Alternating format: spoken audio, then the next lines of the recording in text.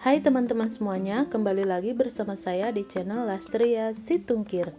Di video kali ini saya akan membagikan resep kue awuk-awuk, tepung ketan, dan ubi ungu, yang mana di postingan saya sebelumnya banyak teman-teman yang bertanya bagaimana rasanya kalau pakai tepung beras ketan. Nah, oleh sebab itu saya di sini mencoba menggunakan tepung beras ketan karena saya juga penasaran ya teman-teman, karena biasanya saya gunakan tepung beras biasa. Nah, ternyata dengan menggunakan tepung beras ketan ini rasanya lebih enak dan lebih kenyal. Nah, buat teman-teman yang penasaran dengan resepnya, simak terus sampai akhir ya. Jangan lupa like, comment, share, dan subscribe juga bagi yang belum. Terima kasih.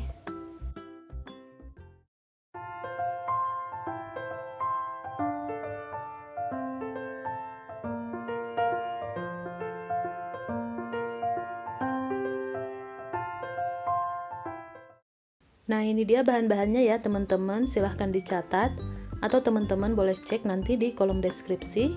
Nah, di sini saya mau terangkan sedikit tentang bahan-bahannya ya. Di sini saya gunakan 200 gram kelapa parut, ini diparut kasar, diambil bagian putihnya saja. Teman-teman pilih kelapa yang tidak terlalu tua dan tidak terlalu muda juga ya, tapi yang sedang aja.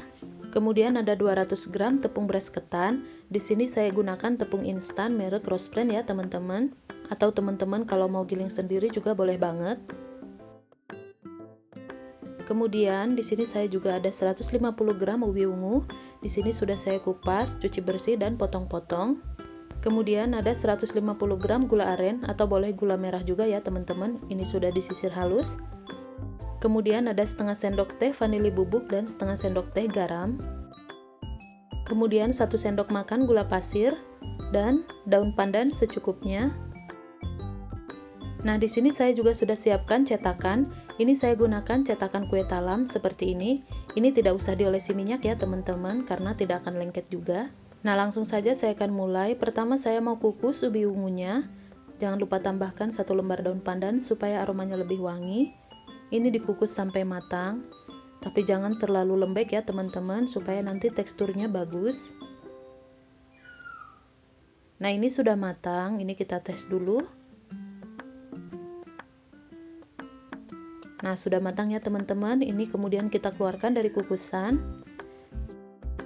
Nah, ini masih panas ya teman-teman. Ini akan saya tunggu sampai ubi ungunya dingin. Kemudian akan saya haluskan. Nah, ini sudah dingin ya teman-teman. Ini akan saya haluskan dengan menggunakan sendok garpu. Nah, ini saya haluskan ketika dingin supaya teksturnya itu jadi gembur ya teman-teman. Nah, kalau kita haluskan selagi masih panas, nanti teksturnya itu akan menjadi lembek. Nah, ini hasilnya seperti ini ya teman-teman. Ini hasilnya akan lebih gembur ketika dihaluskan dalam kondisi dingin. Seperti ini. Nah, ini akan saya sisihkan dulu. Nah, langkah selanjutnya siapkan wadah. Kemudian masukkan tepung beras ketan. Masukkan juga gula, garam dan vanili. Kemudian ini diaduk rata dulu ya teman-teman, supaya semua bahannya tercampur rata. Kemudian masukkan kelapa parut.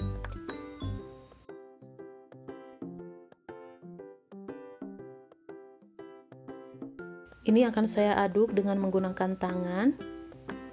Nah, ini tidak perlu diuleni ya teman-teman, ini cukup diratakan saja supaya teksturnya gembur seperti ini. Nah, ini sudah tercampur rata. Kemudian saya mau masukkan ubi ungu.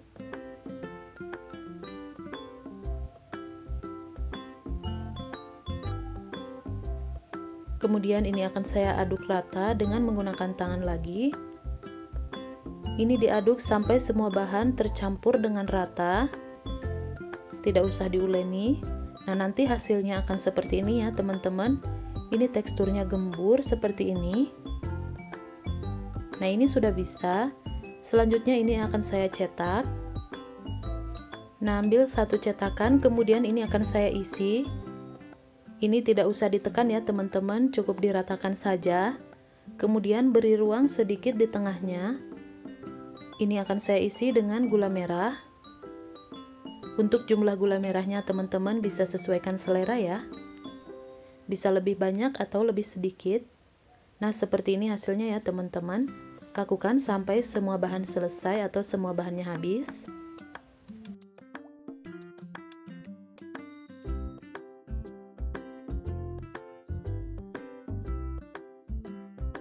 Nah, ini sudah selesai semua ya teman-teman. Ini saya dapatkan hasilnya sebanyak 27 buah.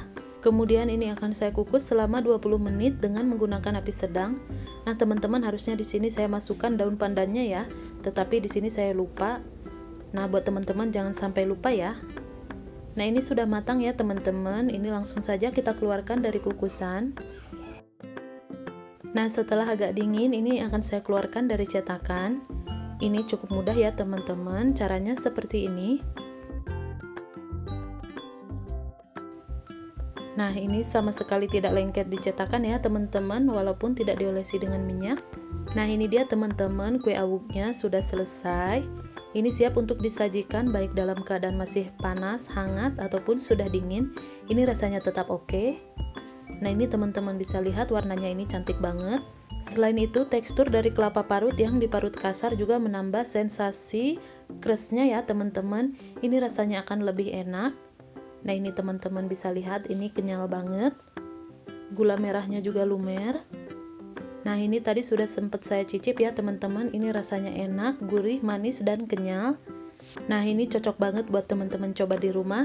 Selain rasanya yang enak, ini cara membuatnya juga sangat mudah ya teman-teman.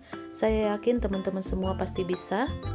Nah, kesimpulannya ya teman-teman, dengan menggunakan tepung beras ketan ini teksturnya menjadi lebih kenyal. Kalau rasanya sama-sama enak ya. Sedangkan dengan menggunakan tepung beras biasa itu teksturnya menjadi lebih gembur.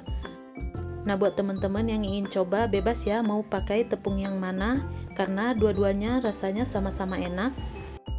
Sekian video dari saya hari ini ya teman-teman semuanya. Semoga video saya ini dapat menginspirasi, dapat bermanfaat juga buat teman-teman semua. Nantikan selalu video terbaru dari saya. Sampai jumpa dan terima kasih.